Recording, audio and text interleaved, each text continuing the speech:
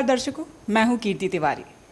कहते हैं सीखने की कोई उम्र नहीं होती। अगर आपके अंदर कला है, हुनर है, तो आप किसी भी उम्र में इस दुनिया को दिखा सकते हैं कि हाँ, आप में भी वो काबिलियत है, आप भी कुछ कर सकते हैं। इस भीड़ में खुद की पहचान बनाना बहुत मुश्किल होता है, लेकिन कुछ लोग ऐसे होते हैं जो दुनिया की बातों को, दुनिया के तानों को सब कुछ दरकिनार करके अपने हुनर को आगे रखते हैं और दिखाते हैं लोगों को कि हाँ, मेरी भी अपनी एक पहचान है।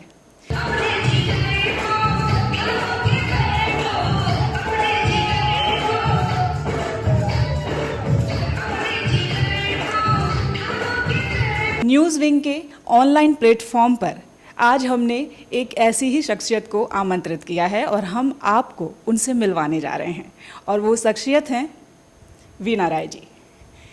वीना जी डांस दीवाने की फाइनलिस्ट रही हैं।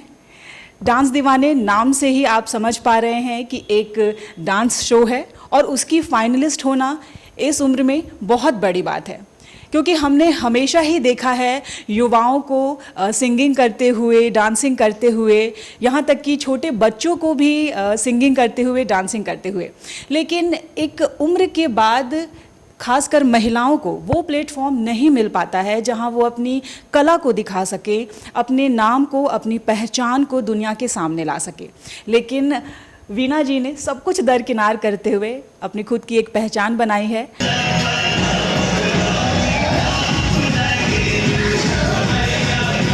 और आज पूरा देश उनकी वाहवाही कर रहा है उनके नृत्य की वजह से। वीना जी, आपका बहुत बहुत स्वागत है हमारे इस ऑनलाइन प्लेटफॉर्म पर। Thank you so much. सबसे पहले जोहार झारखंड, और सभी को मेरा तहे दिल से शुक्रिया बोलूँगी जिन्होंने मुझे सपोर्ट किया। और मैं क्या बोलूँ, और जितना भी मैं सबके लिए सपोर्ट के लिए बोलूँ। बिल्कुल, तो जाहिर सी बात है वीना जी को सपोर्ट करना तो आपका बनता ही है। इन्होंने कहा जोहार झारखंड, तो आप समझ चुके होंगे कि ये झारखंड से बिलोंग करती हैं। धीरे धीरे वीना जी के बारे में जो हमारे दर्शक हैं वो भी एक एक करके जान जाएंगे। हालांकि डांस दीवाने में तो आपने देखा ही होगा उनके नृत्य को, लेकिन सिर्फ उनके नृत्य को आपने जाना। आज हम उनकी पर्सनल लाइफ और प्रोफेशनल लाइफ भी आपको बताएंगे कि कैसी है और कैसे वो यहाँ तक, इस मुकाम तक पहुँची। बचपन से आपको शौक़ होगा नृत्य का, लेकिन कैसे आपको लगा कि हाँ, अब मुझे डांस दीवाने में जाना चाहिए, मुझे भी अपनी पहचान बनानी चाहिए? बचपन से बहुत शौक़ था, लेकिन हमारे जो बिरादरी में डांस को पसंद नहीं करते हैं, तो वैसा सोसाइटी से निकल कर मैं यहाँ डांस दीवाने तक पहुँची। और डांस दीवाने तक आना मेरा एक सपना था, और एक ऐसा प्लेटफॉर्म है जो थर्ड जनरेशन को एक मौका देता है। मैं भी अपना किस्मत आजमाने आई कि नहीं, मेरा भी एक सपना है, देखती हूँ कि मेरा क्या होता है। तो मैं यहाँ रांची ऑडिशन देने आई थी, और डांस मेरे मतलब हमेशा डांस एक पैशन हो गया है ना। डांस छोड़ कभी नहीं छोड़ी मैं, कहीं ना कहीं से डांस करती थी, सीखती थी, यूट्यूब से, बहुत जगह से, मीडिया से सीखती थी मैं। उसके बाद डांस को एक अपना मतलब हर काम के साथ साथ मुझे डांस भी बहुत पसंद है। और इतने लोगों के ताने भी सते थे सबसे पहले कि जो डांस करते हैं, समाज में लोगों का रहता है कि फिल्म ट्रेम रहना चाहिए, उन्हीं को देखा, अच्छा वो डांस करती है। तो मुझे देखकर सभी, कोई बच्चे, बड़े बूढ़े, सब कोई देखकर शौक करते कि ये डांस के लिए बनी है, डांस कर सकती है। तो सबके पहले मन में यही सवाल था, इससे क्या डांस होगा। मैं सवाल का जवाब अपने डांस से देती थी, रिप्लाई नहीं करती थी। ये इन्होंने बहुत अच्छी बात कही कि बॉडी शेमिंग जो है वो हमारे देश में बहुत ही अब आम हो गई है। लेकिन अगर आप अपनी सोच को विकसित करेंगे तब आप समझ पाएंगे कि नहीं, हर किसी के अंदर एक हुनर है।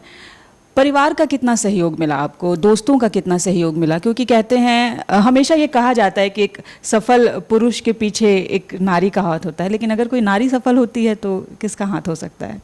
मेरे सपोर्ट में मैं यही बोलूँ कि पहले मेरे हस्बैंड सपोर्ट में नहीं थे। उन्होंने बोला कि मैं इतना तुमको नहीं करा सकता, तुमको करना खुद से करो। कभी उन्होंने मना भी नहीं किया। तो मेरा खुद का स्ट्रगल है, घर के सारे काम करने के बावजूद भी अपना डांस करती रहती थी। जहाँ कहीं भी ऑडिशन होता खुद के खर्चे पे जाती थी। जब मैं मुंबई तक गई तब हस्बैंड का सपोर्ट होने लगा। एक होता है ना, स्ट्रगल खुद ही करना पड़ता है। जब आप आगे बढ़ते हो तो लोग पैर पीछे खींचते हैं, जब उस मुकाम तक पहुंचते हो तो 10 हाथ आते, वो मैं भी था साथ में। तो उतना मैं लकी नहीं कि मेरे पास मेरे साथ उतना सपोर्ट था, फ्रेंड के सपोर्ट थे, लेकिन मेरे घर में हस्बैंड का सपोर्ट नहीं थे। जब मैं यहाँ तक आई तब धीरे धीरे सपोर्ट होने लगा, लेकिन वो चीज़ मैं भूलती नहीं, जब मैं यहाँ आई अकेले जब स्ट्रगल करती थी तो मेरे साथ कोई नहीं था। जाहिर सी बात है, जब इंसान अकेला होता है और कोई साथ ना खड़ा हो तो वो टीस जो है वो ताउम्र चुभती है, लेकिन कोई बात नहीं, आप सफलता की सीढ़ी अब धीरे धीरे चढ़ने लगी हैं। माधुरी दीक्षित, गोविंदा, कई ऐसे बड़े कलाकार, कई ऐसे सितारे जिन्हें हम बड़े पर्दे पर देखते हैं और सोचते हैं कि पता नहीं हमें कब मौका मिलेगा सामने से इन्हें देखने का। आपने तो उनके साथ नृत्य किया और साझा किया, कैसा लगा एक्सपीरियंस? उसका एक होता है ना सपने सच होने जैसा। माधुरी मैम को मैं बचपन से देखते आ रही थी, टीवी पे देखा हमेशा, लेकिन माधुरी मैम ने मुझे एक टैग दिया, साड़ी में हिप हॉप भाभी का नाम दिया, और दूसरा बोला आप हमारे डांस दीवाने परिवार की हाउस लाइफ है। और गोविंदा जी मेरे आइडियल थे, तो गोविंदा जी का सपना मेरे बचपन में आया था, तो वो सपना भी सच हो गया। कभी सोचे नहीं थे कि उनके साथ मैं डांस करूँगी, उनको देखूँगी।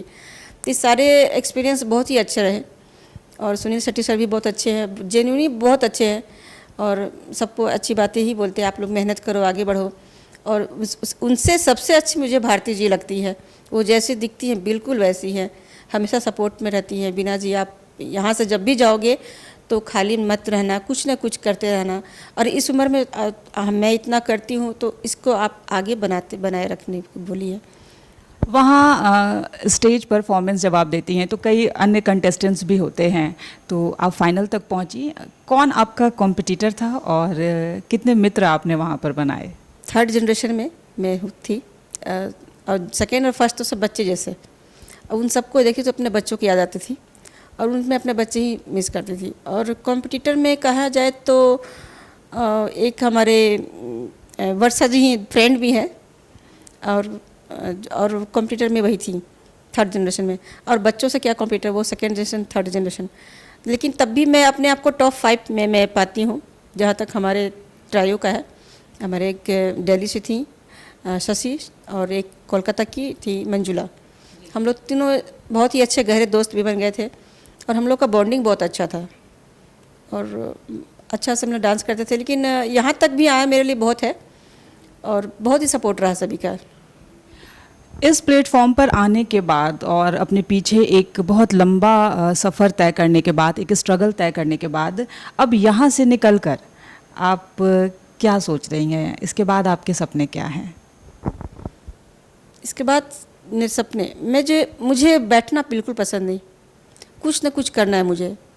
और मैं जो हाउस वाइफ जो सिर्फ रोटियां या घर के काम करते ही रहती, मैं उनको कहूँगी उनके अंदर जो छिपी जो गुण है उसको वो निकाले बाहर।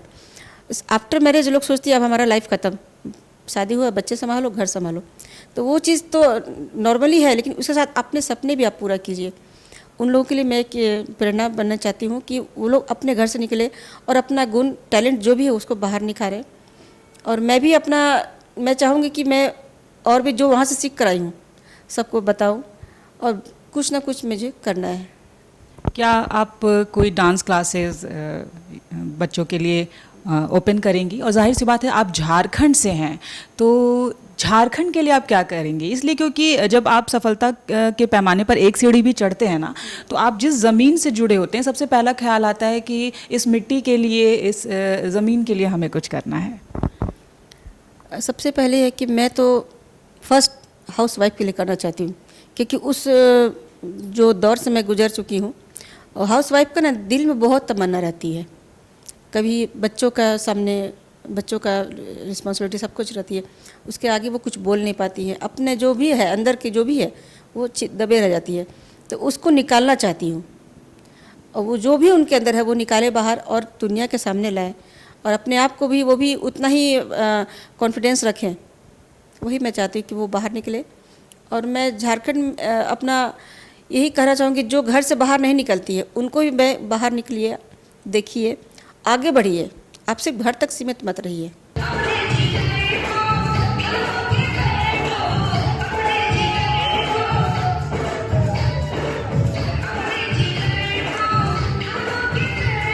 बड़े पर्दे पर खुद को देखना जाहिर सी बात है सभी का सपना होता है, लेकिन कितना आप अंतर पाती हैं जब एक मिडिल क्लास फैमिली या एक आम इंसान उस मुकाम तक पहुंचता है, तो कैसा लगता है इस दुनिया में और उस दुनिया में क्या अंतर है?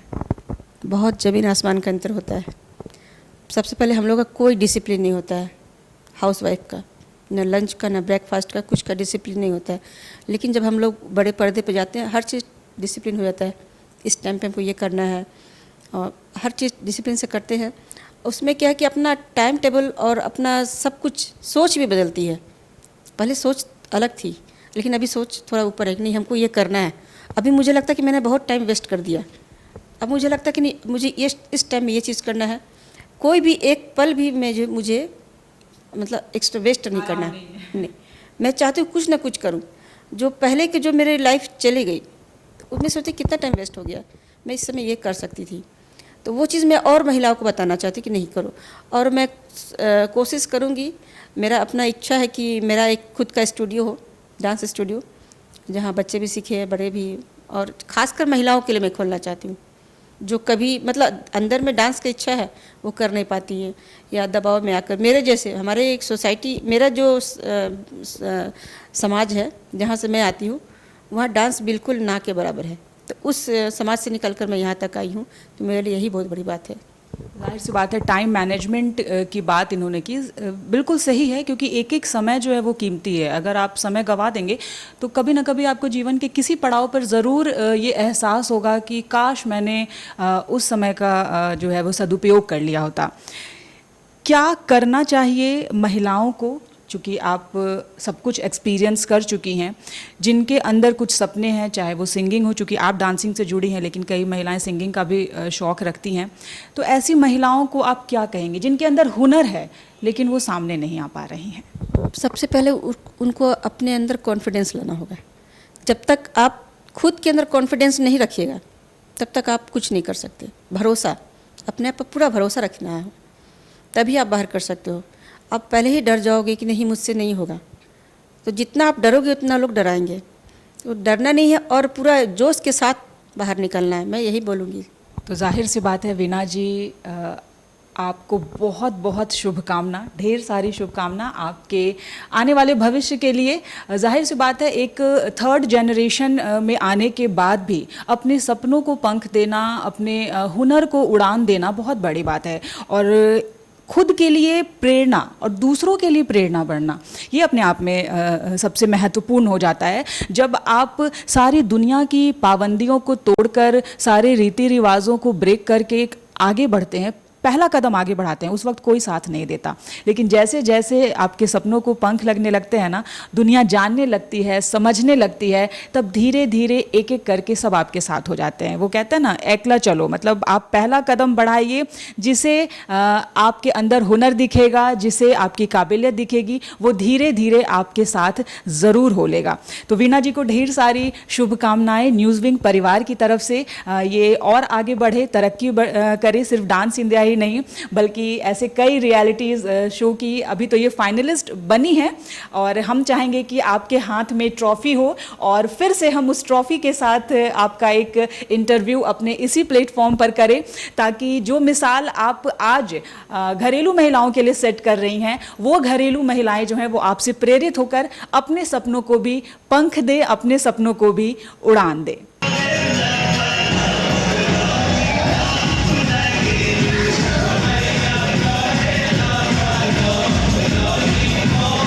सहयोगी राकेश के साथ कीर्ति तिवारी, न्यूज़ विंग रांची, और वीणा जी को फिर से बहुत बहुत धन्यवाद।